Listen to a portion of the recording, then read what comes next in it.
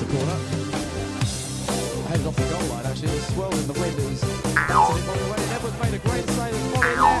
Another block on the line. Edwards another save. Another block. Oh my God, it is 4 blocks. Salut à tous, bienvenue dans la quotidienne de Téléfoot. Malheureusement, Monaco n'avait pas un numéro 2 aussi passionné hier pour tenter d'éteindre le feu. Nouvelle défaite des Monégasques, cette fois face à l'Olympique Lyonnais, défaite 3-0 et une 19e et triste place au classement.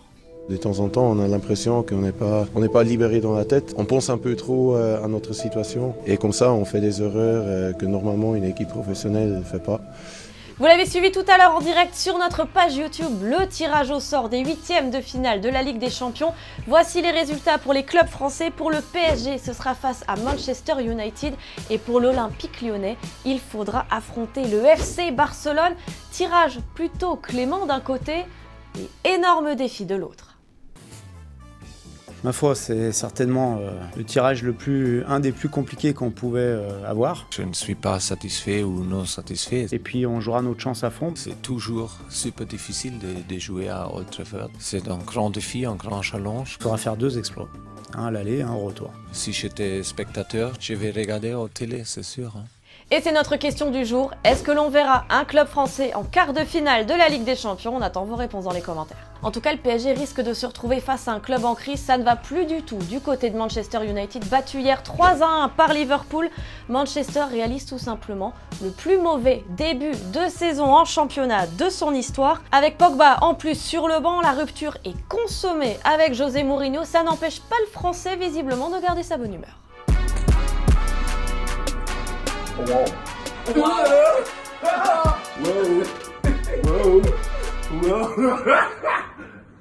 Nous sommes le 2 septembre 2018. Arsenal vient de battre Cardiff City 3-2 et voici ce que nous dit ce monsieur. I think we go another 22 games unbeaten. Don't get carried away.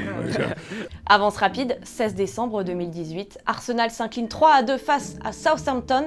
La fin d'une série de 22 matchs sans défaite. Don't get carried away. All right. La pause fraîcheur dans la quotidienne, très fraîche. Il y a une vague de froid et de neige qui touche l'Europe de l'Est.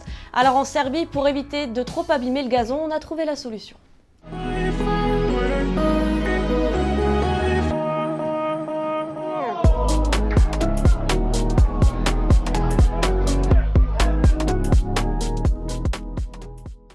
En Roumanie aussi, il y a des artistes sur le terrain, mais pas forcément avec un ballon.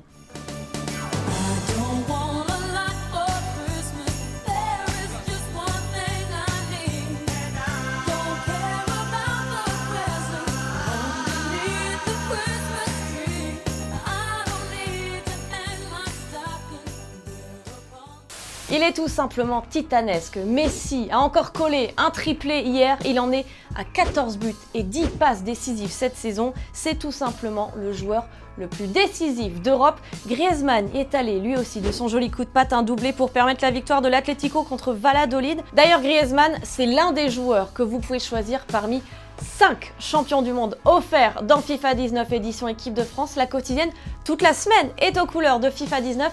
Et d'ailleurs, si jamais je choisissais Griezmann, est-ce que tu pourrais me dire, Clément, qu'est-ce que je peux en attendre?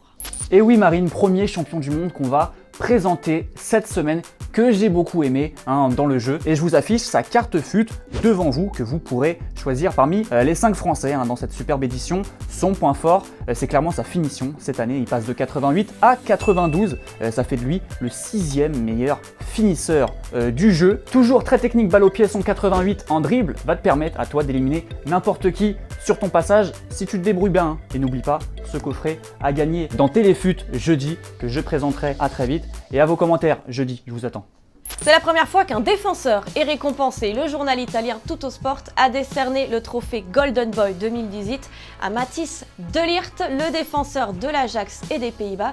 Il succède à un certain Kylian Mbappé. Kylian porte bonheur.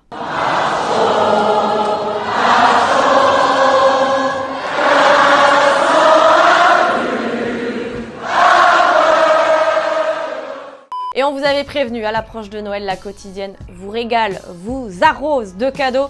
À remporter aujourd'hui le pull de Noël du PSG. Personnellement, je le trouve très très mignon. Vous en avez l'habitude, direction notre page YouTube. On s'abonne, on commente. Le gagnant sera tiré au sort. J'en profite aussi pour vous annoncer le nom des gagnants de ce week-end, de ceux qui ont gagné le livre de Tony Chaperon, Enfin libre. Bravo à Alban et à François. Et puis, le moment que vous attendiez tous, le maillot dédicacé de Luka Modric. C'est Benoît Thévenot qui l'a emporté. Félicitations à toi Benoît, on va te contacter très vite pour t'expliquer comment le recevoir. Et surtout, on compte sur toi pour nous envoyer une petite photo souvenir une fois que tu l'auras reçu. Profites-en bien. En attendant, c'est la fin de la quotidienne. Je vous dis à demain avec grand plaisir. On se quitte en images et en musique. Ciao, ciao, à très vite.